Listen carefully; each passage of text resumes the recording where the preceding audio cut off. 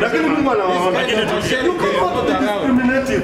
Unaenda kwa mheshimiwa walifanya nini? Wewe tulia. Wacha niende.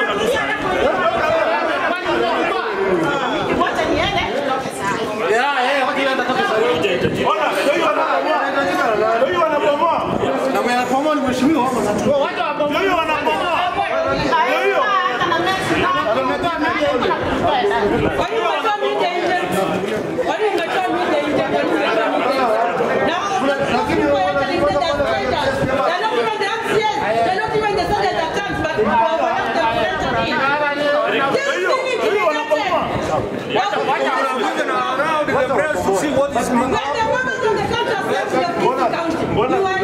This is how we are being frustrated by the police. We have come, we want our people to know. This is how we are being frustrated. Even the police wameweka milangoni ya assembly to frustrate us.